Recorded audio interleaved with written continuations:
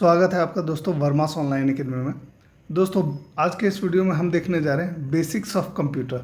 दोस्तों computer basics से जुड़े हुए प्रश्न बहुत ही इंपॉर्टेंट है आने वाले सभी परीक्षाओं के दृष्टिकोण से।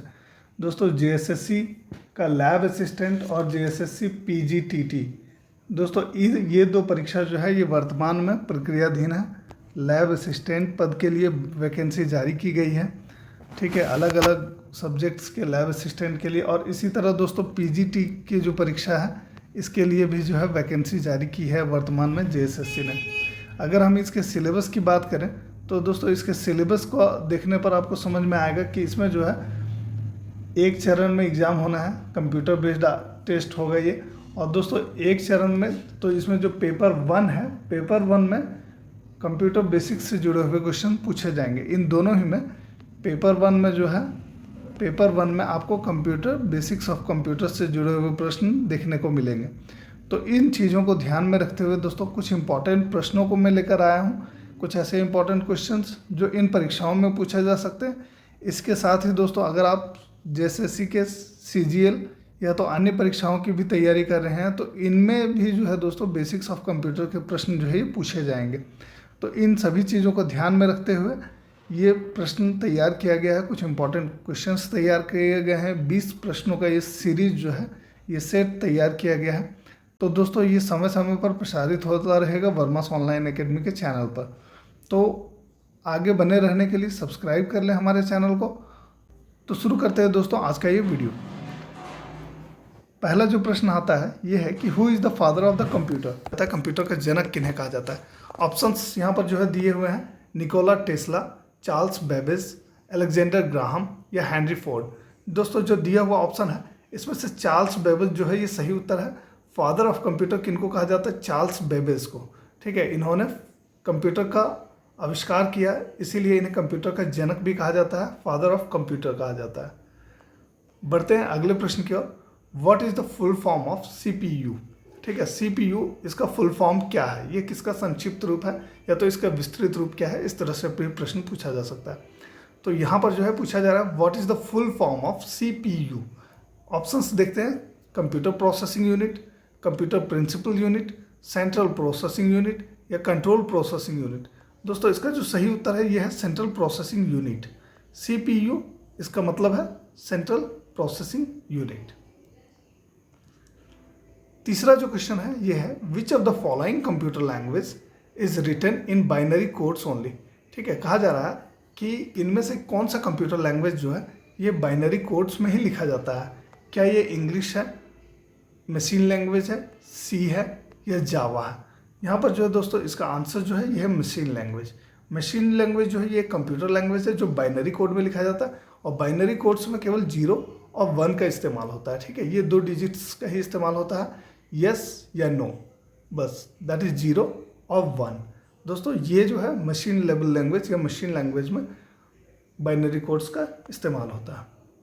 अगला प्रश्न है which of the following are physical devices of a computer. ठीक है, कहा जा रहा है कि इसमें से कौन सा फिजिकल डिवाइसेस है किसी कंप्यूटर का।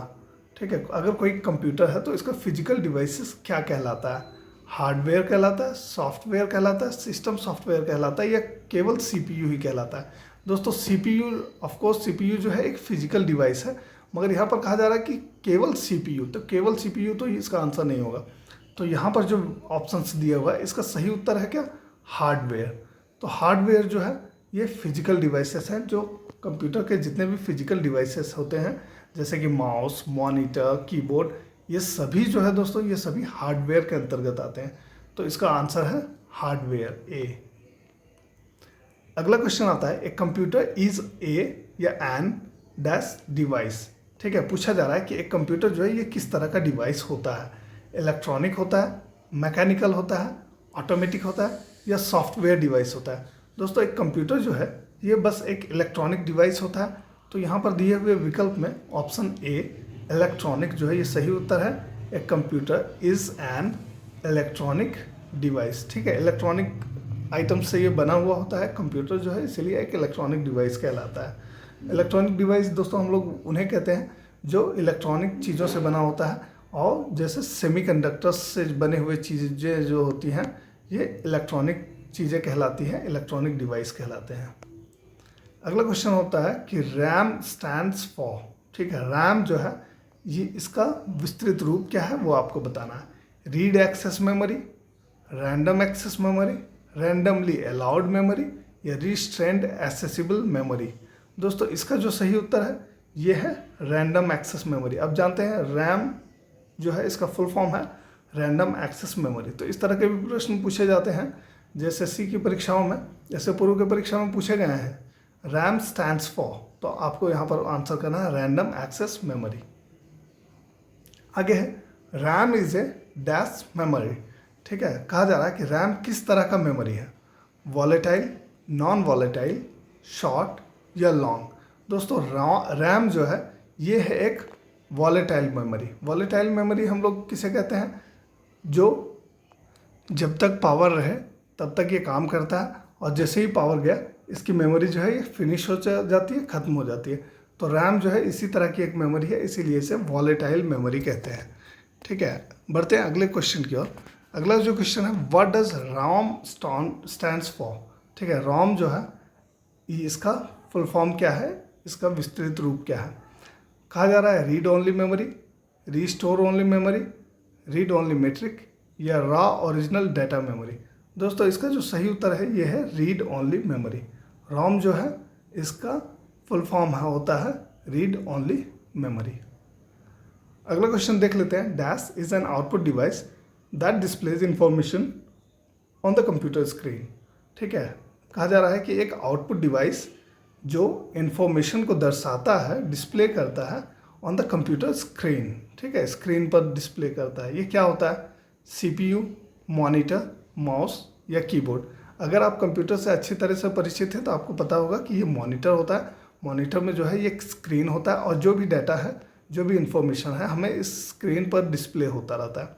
तो इसका जो सही उत्तर होगा ये होगा monitor. Monitor is an output device that displays information on the computer screen. ठीक है, आगे कहा जा रहा है how many bits make a bite. ठीक है, आप जान रहे होंगे मेगाबाइट, गीगाबाइट, जीबी, एमबी, इस सब टर्म को जो है हम लोग डेली यूज़ करते हैं। टीबी, जीबी, एमबी, ये सभी चीज़ों को जो है हम लोग यूज़ करते हैं, इन टर्म्स को हम लोग यूज़ करते हैं।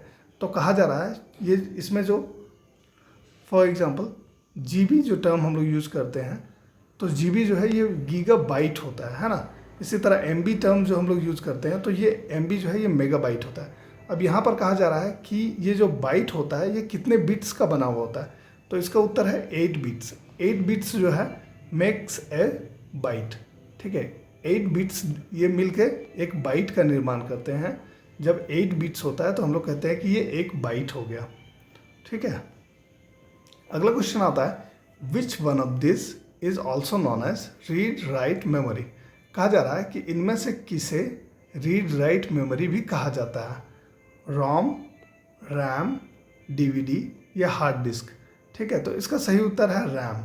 रैम को जो है दोस्तों ये रीड राइट मेमोरी भी कहा जाता है, क्योंकि इसमें से जो है हम लोग कोई भी डाटा स्टोर कर सकते हैं, फिर उसको हटा के फिर से अनदर डाटा स्टोर कर सकते हैं। इसे जो है दोस्तों रीड राइट मेमोरी कहा जाता है।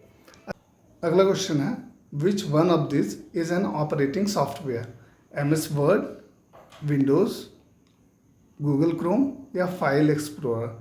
दोस्तों ऑपरेटिंग सॉफ्टवेयर वो होता है जिस पर जो है ये पूरा सिस्टम काम करता है, पूरा कंप्यूटर काम करता है। तो ये जो है यहाँ पर जो विकल्प दिए हुए हैं इसमें से ऑप्शन बी जो है ये सही उत्तर है। विंडोज़ जो है एक ऑपरेटिंग सॉफ्टवेयर का एग्जाम्पल है। ठीक है, तो यहाँ पर जो ऑप्शंस दिए हुए हैं इसमें से इसका आंसर होगा विंडोज़। ठीक है, ये है एक ऑपरेटिंग सॉफ्टवेयर। इसी तरह दोस्तों मोबाइल में जनरली जो मोबाइल्स यूज़ किया जाता है इसमें एंड्रॉयड जो यूज़ हो रहा है, एंड्रॉयड ये जो है ये इसका ऑपरेटिंग सॉफ्टवेयर होता है। और उसी तरह से और बाकी जितने ऐप्स हम लोग इंस्टॉल करते हैं ये सारे इसके एप्लीकेशंस होते हैं जो इसी ऑपरेटिंग सॉफ्टवेयर के कारण काम करते हैं, इसी के बेसिस पर वो काम कर पाते हैं। अगला क्वेश्चन आता है कि गूगल क्रोम इज़ ए, कहा जा रहा है कि गूगल क्रोम एक है, क्या चीज़ है, वेब ब्राउज़र है, प्रिंटिंग सॉफ्टवेयर है, इंटरनेट कनेक्टर है या ब्लूटूथ डिवाइस है। दोस्तों गूगल क्रोम जो है ये एक वेब ब्राउज़र है। तो यहाँ पर जो ऑप्शंस दिया हुआ है उसमें ऑप्शन ए वेब ब्राउज़र ये सही उत्तर होगा। Google Chrome is a web browser. ठीक है, बढ़ते हैं अगले क्वेश्चन की ओर। GUI स्टैंड्स फॉर, ठीक है, GUI इसका फुल फॉर्म क्या है ये पूछा जा रहा है। Graphical user interest, greater user interface, graphical user interface या ग्राफिकल यूनियन इंटरफेस। इसका जो सही उत्तर है दोस्तों ये है ग्राफिकल यूजर इंटरफेस। ठीक है, GUI का फुल फॉर्म क्या होता है? ग्राफिकल यूजर इंटरफेस होता है। अगला क्वेश्चन है the smallest unit in a digital system is a, ठीक है, एक डिजिटल सिस्टम का स्मॉलेस्ट यूनिट जो है वो क्या होता है? मेगाबाइट होता है, बाइट होता है, बिट होता है या कैरेक्टर होता है? अभी हमने बात किया था कि बिट्स जो है 8 बिट्स मिलके एक बाइट का निर्माण करते हैं। दोस्तों यहाँ पर जो है पूछा जा रहा है कि स्मॉलेस्ट यूनिट क्या है, तो स्मॉलेस्ट यूनिट जो है ये है बिट। तो इसका उत्तर होगा option C, bit. Smallest unit in a digital system is bit. अगला क्वेश्चन आता है ALU स्टैंड्स फॉर, ठीक है, ALU का फुल फॉर्म क्या है? All logical unit, arithmetic logic unit, accessible and logical unit, aerial and linear unit. दोस्तों इसका सही उत्तर है अरिथमेटिक लॉजिक यूनिट। इसका उत्तर होगा option B, arithmetic logic unit. अगला क्वेश्चन आता है HTML स्टैंड्स फॉर, ठीक है। इस वीडियो में हम लोग सब बेसिक टर्म्स को देख ले रहे हैं, एक बार सारे बेसिक टर्म्स को हम लोग जान ले रहे हैं, इससे जुड़े हुए क्वेश्चंस को जान रहे हैं। अगले वीडियो में हम लोग इसका लेवल थोड़ा सा टफ करेंगे और देखेंगे कि और किस तरह के क्वेश्चंस जो है ये पूछे जा सकते हैं। तो यहाँ पर जो है संक्षिप्त और विस्तृत रूप को हम लोग पहले देख ले रहे हैं, ठीक है। ज़्यादातर क्वेश्चंस इस वीडियो में पहला वीडियो है, इस वीडियो में ज़्यादातर क्वेश्चंस जो है इसी से जुड़ा हुआ है। HTML stands for hyper text markup language, high potential text language, hyper text machine language या नॉन ऑफ दिस, ठीक है। तो इसका जो सही उत्तर है ये है hyper text markup language. HTML जो है इसका फुल फॉर्म है हाइपर टेक्स्ट मार्कअप लैंग्वेज, यानी कि HTML। अगला क्वेश्चन आता है which of the following is not an input device, ठीक है। कहा जा रहा है कि इसमें से कौन सा जो है एक इनपुट डिवाइस नहीं है, ठीक है, इनपुट डिवाइस नहीं है। ऑप्शन है हमारे पास जॉयस्टिक, इमेज स्कैनर, माउस या स्पीकर्स। दोस्तों अगर आपको ध्यान होगा जॉयस्टिक जो है ये गेम खेलने के लिए इस्तेमाल किया जाता है। इनपुट डिवाइस वो डिवाइस होता है जिससे हम लोग कंप्यूटर को इंस्ट्रक्शंस देते हैं, ठीक है, कंप्यूटर को, जिससे ह्यूमन जो है वो कंप्यूटर को इंस्ट्रक्शंस दे सकते हैं, उन्हें हम लोग इनपुट डिवाइस कहते हैं। तो यहाँ पर जो है जॉयस्टिक गेम खेलने के लिए इस्तेमाल होता है, यहाँ पर से आप जो है इसको कंट्रोल करते हैं और कंप्यूटर में जो है ये कंट्रोल होता है। तो ये जो है ये इनपुट डिवाइस नहीं, ये जो है ये एक इनपुट डिवाइस होगा। यहाँ क्वेश्चन पूछा जा रहा है कि इनपुट डिवाइस नहीं है, कौन सा इनपुट डिवाइस नहीं है? तो जॉयस्टिक जो है ये इनपुट डिवाइस है, तो ये नहीं होगा। उसके बाद है इमेज स्कैनर, स्कैन किया जाता है कंप्यूटर के लिए, तो जो है ये भी नहीं होगा। माउस ये भी एक इनपुट डिवाइस है, तो ये भी नहीं होगा। आगे आता है दोस्तों स्पीकर। स्पीकर जो है इससे आउटपुट आता है, इससे जो है साउंड बाहर आता है, तो इसका उत्तर होगा स्पीकर्स, ऑप्शन डी। अगला क्वेश्चन है DOS स्टैंड्स फॉर, ठीक है। DOS जिसे कॉमनली जो है डॉस बोला जाता है, DOS stands for data operating software, disk operating system, data operating system या डिस्क ओनली सिस्टम। दोस्तों इसका जो सही उत्तर है ये डिस्क ऑपरेटिंग सिस्टम। DOS जो है ये डिस्क ऑपरेटिंग सिस्टम का ही संक्षिप्त नाम है, जिसे हम लोग डॉस के नाम से भी कहते हैं, MS DOS, यानी कि माइक्रोसॉफ्ट डिस्क ऑपरेटिंग सिस्टम। अगला क्वेश्चन आता है which of the following is an open source operating software, ठीक है। कहा जा रहा है कि इनमें से कौन सा जो है एक ओपन सोर्स ऑपरेटिंग सॉफ्टवेयर है। ऑप्शंस है हमारे पास लाइनक्स, विंडोज़, iOS या ओपेरा।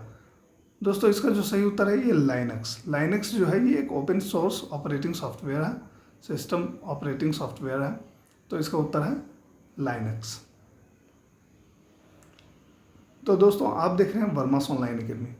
उम्मीद है आपको ये वीडियो इन्फॉर्मेटिव लगा होगा। वीडियो पसंद आया तो इसे लाइक कर दीजिए, साथ ही साथ हमारे चैनल वर्मास ऑनलाइन अकेडमी को अभी सब्सक्राइब कर लीजिए, ताकि आने वाले सारे वीडियोज़ के अपडेट्स आपको समय समय पर मिलते रहें।